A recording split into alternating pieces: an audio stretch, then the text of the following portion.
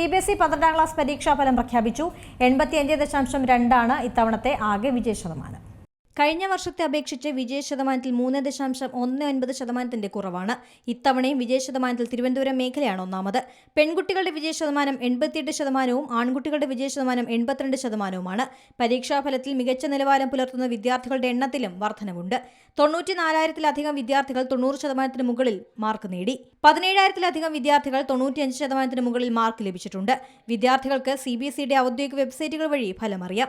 ഫെബ്രുവരി 17 മുതൽ ഏപ്രിൽ 10 വരെയായിരുന്നു 12ാം ക്ലാസ് പരീക്ഷ. ആകെ 18,59,551 വിദ്യാർത്ഥികളാണ് പരീക്ഷ എഴുതിയത്. cbse.gov.in, result.cbse.nic.in, cbseresult.nic.in, digilocker.gov.in എന്നീ വെബ്സൈറ്റുകളിൽ ഫലമറിയാം. UMANG ആപ്ലിക്കേഷൻ വഴിയും പരീക്ഷാഫലമറിയാം. റോൾ നമ്പർ, സ്കൂൾ നമ്പർ, ജനനതീയതി, അഡ്മിറ്റ് കാർഡ് ID എന്നിവ പരീക്ഷാഫലം പരിശോധിക്കാനായി നൽകണം. News desk C Malayalam news. ഏറ്റവും പുതിയ വാർത്തകളും വിശേഷങ്ങളും വിരൽത്തുമ്പിലറിയാൻ സി മലയാളം ന്യൂസ് എല്ലാ ഡിജിറ്റൽ പ്ലാറ്റ്ഫോമുകളിലും ലഭ്യം.